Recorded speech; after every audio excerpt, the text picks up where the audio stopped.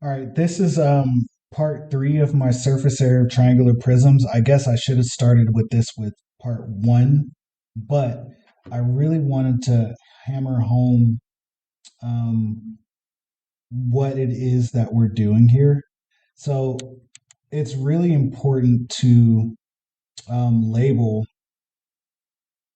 I think this is good. It's really important to label. Yeah, it's good.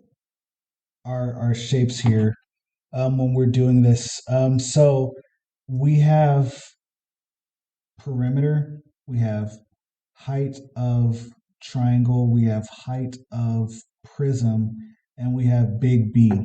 The reason why I do this, and you don't have to, you can just, if you can put everything out, let's say this is 5, this is um, 4, and this is 3, and let's call this, I don't know, 6, just so we have nice numbers to work with. Um, we need to be able to, and this is a right triangle, by the way. We need to be able to identify the different types of things in our triangle because um, if we're unable to correctly identify what's what, we can be really confusing. So I'm going to shade just lightly on this. So because remember, a triangular prism, the base is our triangle. So I'm just going to shade lightly so you can see that these triangles are our bases, right? Um, but then from there, we need to be able to identify the space between our base. So the space between our two bases is 6. So this would be my height of prism. Okay. And then we would go ahead and label that 6. Okay. The perimeter would be, we'd have to take this face off so I could see the whole triangle. So in this case, it would be 3, 4, and 5. And if I add that all together, that's 7 plus 5 is 12. So P equals 12. So I go back up here and I write that P is 12. And I'm just using numbers without units so we can see what's going on. And then from there, I need to find, and it doesn't matter which order you do this in, but I need to find my height of my triangle. In this case, the height of my triangle, and remember the height of any triangle is where the base of the triangle and the height of the triangle form a right angle. So in this case, the height of the triangle is 4. So height of triangle is 4. Okay. When we're doing lateral surface area, we want to remember that lateral surface area LSA is equal to perimeter times height of the prism. Okay, so in this case, that would be 12, excuse me, times 6. So our lateral surface area would be really easy and manageable. This would be 12 times 6 is 72, okay, units squared. And then from there, all we need to do if we're doing total surface area is find big B, which is the area of our base. I pull this face off, so I can see that the height of my triangle is 4. So that's my lowercase h or HOT.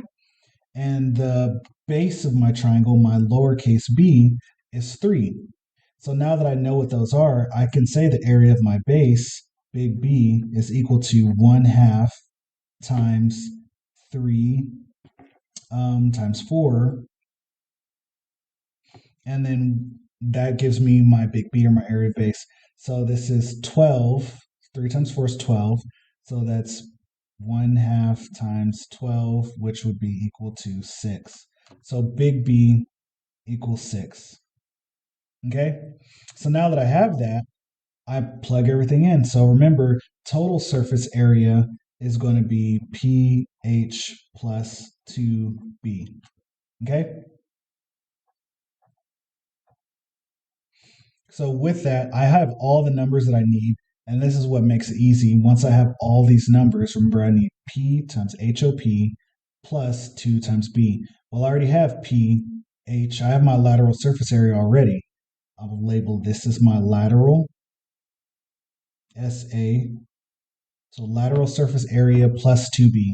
So in this case, this is going to be 72 units squared plus 2B, which is 2 times 6. Okay, so 72 plus 12 would be 84. So my total would be 84 units squared. Okay, so if you needed to see the work all the way out, this would look like this. I'll draw a line so I can split it up so you can see. That's going to be P, which is 12, times H, which is height of prism, which is 6, plus 2 times B, which is also 6. And then we multiply that all out. So 12 times 6 is 72, plus 2 times 72, which is, or 2 times 6, which is 12. And 72 plus 12 is 84. Okay, so once again, when we're doing surface area of triangular prisms, it's very important that we're paying attention to what the height of the triangle is and knowing that the height of the triangle and the height of the prism are not the same thing. The base of the triangle is not B because big B is area of the base, whereas little b is the base of the triangle. So pay attention to those little things when we're labeling. It will make a world of difference when you're doing surface area. I should have made this first, but I made it last, and so I saved the best for last, I guess. So if you had any questions about labeling your triangle and your triangular prisms, hopefully this shores those up. Once again, please like, subscribe, comment, and be on the lookout for more content. Thank you, and until next time, bye-bye.